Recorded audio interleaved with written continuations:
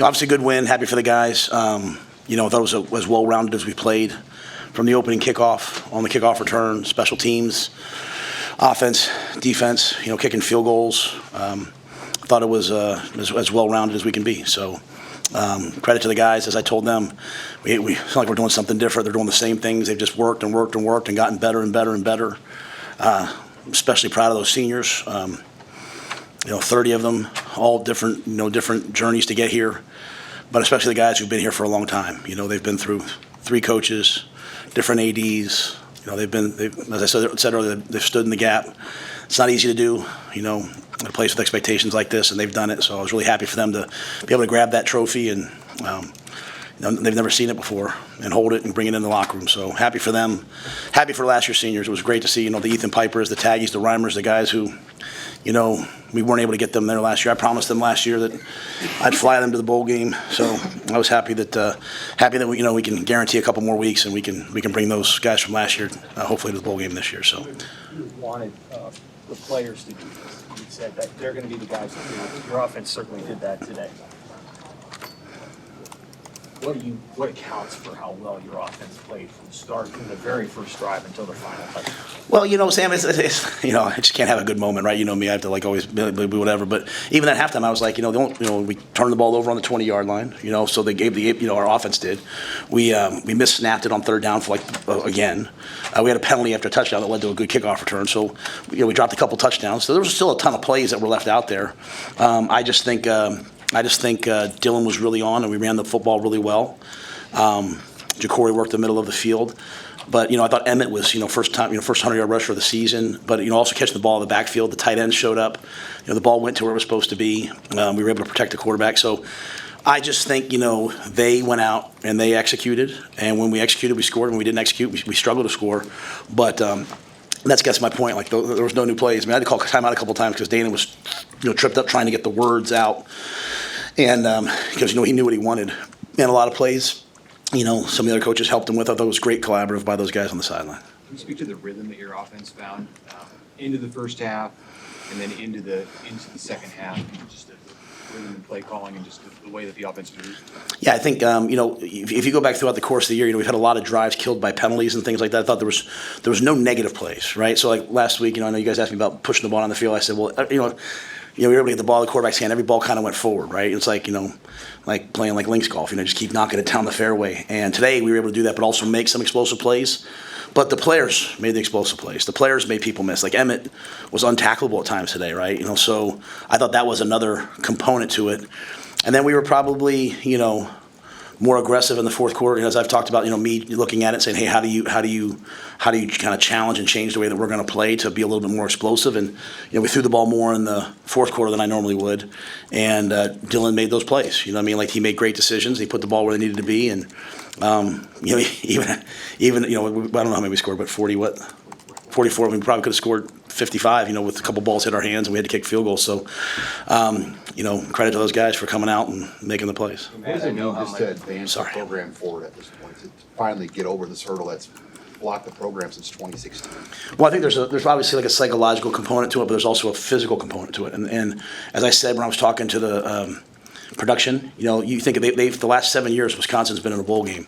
That's roughly 15 practices a year. That's 105 practices that their players have had of development that we haven't had.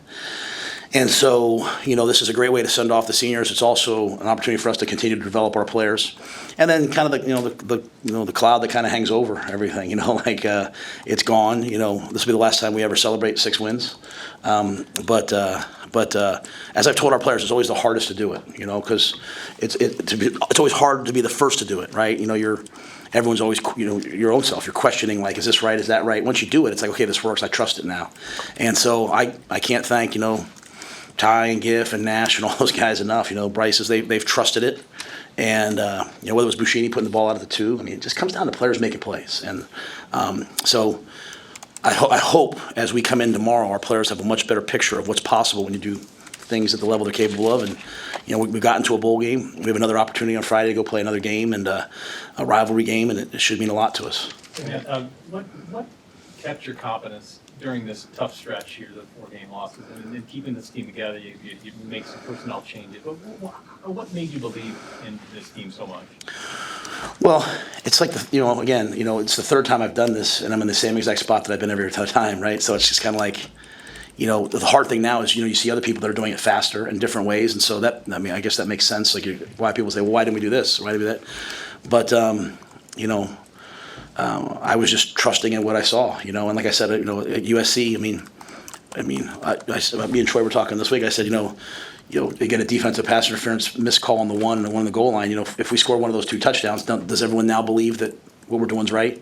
So, but again, as I said to you guys, I wasn't going to worry about the refs. I was just going to worry about trying to play better. And I think the guys are just getting better. We have a freshman quarterback out there. Like, he's going to get better every week, right? Like, we have young players. We have guys who have. So I just think seeing the guys, seeing the way they work every day, knowing that they're here. They hear all the noise, and they probably have their own questions. Like, Coach, you're working us really hard, and we're not getting what we want. But no one's ever accomplished anything in life by quitting halfway through. And one of the quotes, and I think it was James Clear who said this, whether something's a success or failure usually depends on when you measure it. So if you measured it last week, you would say, boy, they're failing. Today, you might say, boy, they're being successful. And so I just prefer to take the long approach. There's unbelievable leadership here, whether it's, President Gold, whether it's Troy Dannon, whether it's Governor Pillen, whether it's all the people that support the program. All the people have just kept saying to me, like, hey, we trust you, just keep doing it. And I keep saying that to the players. And I think you saw a team today that, a lot of questions you guys asked me this week was, hey, where's their head at? Like, I thought you saw a team today that obviously believes in what we're doing. What was your immediate emotion? When you know when you're going to win. There's probably about 3 minutes left. You're up 19. What is the emotions that flood over you, and what did you see from your team? I was. It was important to me that those, because Wish came over to me and said, hey, those guys need to go grab that trophy, and I had forgot that there was a trophy, and not because we haven't had it. It's just not the way my brain really works that way. But I was like, I just can't tell you like how much Ty Robinson means to me. I just can't express it. I can't express how much.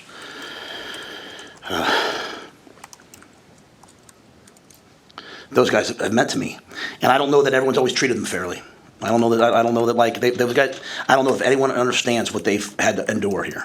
It's just hard to be a player and have different coaches. It's just so hard, right? And I've seen the look on their face coming off the field after UCLA. I've seen the look on their face coming off the field, and just me like being like, what else can I do for them? So honestly, Sam, today my speech to them in the locker room was, I would give anything to do this for you, but I can't. You have to go do it, And so my emotion was that I wanted them to have that moment, and then then I was just trying to get off the field. They wanted to interview me with the Big Ten, and they took a long time, and I got a little bit choked up there too, because I just they've worked so hard, and I wanted them to have this. I know how much you stress the middle 8 portion of the game, even that 13-0. How much of a lift did that give you guys going in the locker room with how that half finished and everything? Yeah, no doubt. I thought we did a nice job at the end of the half of scoring a touchdown, right, and then getting the field goal, and then calling the out of bounds play, and then John. Credit to John. Just think about what he's done to improve this year. I mean, from like, man, there were days. I don't want to say this to embarrass. There was a day or two when we kicked field goals in practice where he didn't make one. And I told you guys, I sat there that day talking to him when he was in the hot tub, and I was like, hey, you'll get through this at some point, I promise you. And just to see him, just the faith we had in him. But that was really important coming out of the half. We could have had a touchdown there too coming out of the half. I think the biggest thing, and I think credit to Coach Holgorsen, what he's brought to the offense. Maybe it's play calling. I think the biggest thing he's brought is a little bit of swagger to them of, like, we threw the touchdown to Nayor, but he was out of bounds, right? And so. Typically that would be like, oh my gosh, we're snake bit, and he was just like, let's do it again, and then we threw a touchdown 2 plays later. So I thought that aggressive mindset of like, hey, we're going to keep going, guys, until they pull us off, we're going to keep going. I thought that was good at the end of the half. Was the play up front on offense was it as good as last week? Was it a continuation of last week? I have to see it on tape, but I thought we controlled the game. I don't know what the final yards rushing were. I don't know what the numbers were. And that's Wisconsin, like that's a tough physical team, and they held Oregon last week to 16 points. Like they held Penn State. Penn State scored a late touchdown to make it 28.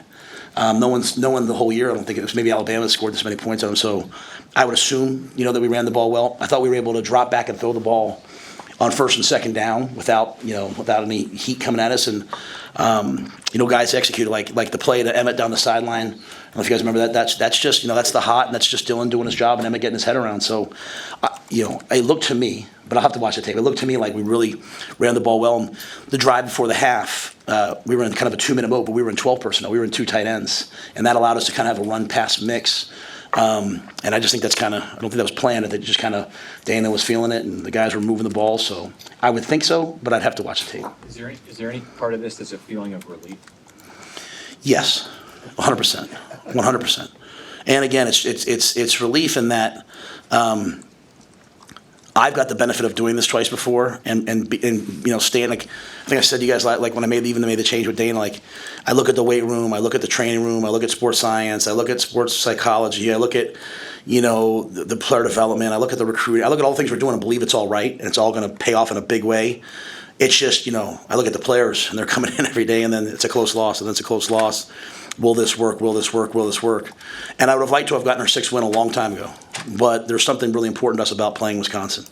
To be quite honest with you, Julie and I sat there 2 years ago and we watched the Wisconsin game, and it looked like it wasn't going to work out where I was going to come be the head coach, just couldn't make things work.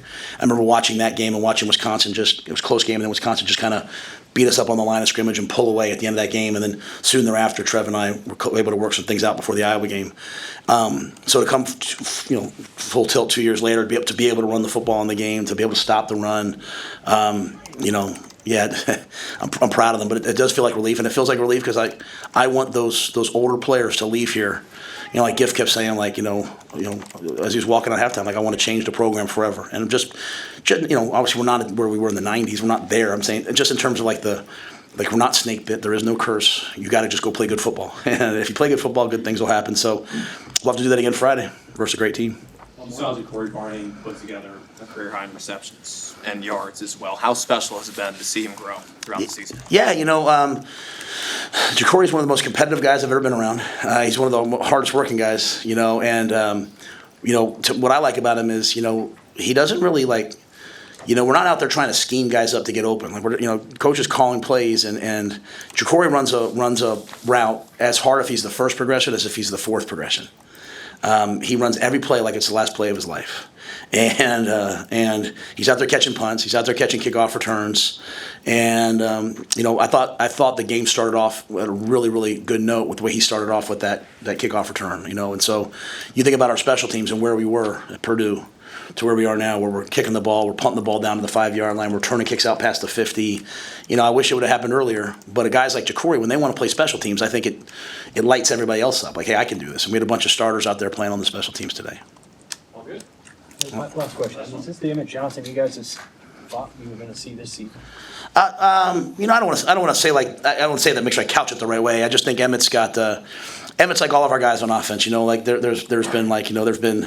There's probably, as you go through the season, you're not scoring enough points. You start to lose maybe a little the confidence, maybe in what we're doing. Maybe not even in yourself. But Emmett to me was a game breaker today. He was a difference maker.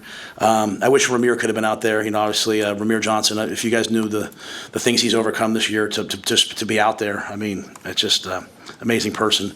But it was Emmett, and I thought he played really, really hard. And then Dante, some big crucial runs on 3rd down, and the ones even to score the touchdown. I thought the backs hit it and played hard. But yeah, I think we have a lot of Carter Nelson. Carter Nelson's out there playing, then he makes a tackle on kickoff. There's a lot of guys. There's a lot of guys. If they just stop at the end of the year and catch their breath and look up, they've really gotten better over the course of this year. And now we have a couple extra weeks of bowl practice to try to get them even to another level. Matt, what do you do to celebrate? What will I do to What celebrate? do you do to celebrate? Personally? Yeah, I'm not talking about that, guys. Don't ask me. I won't ask you.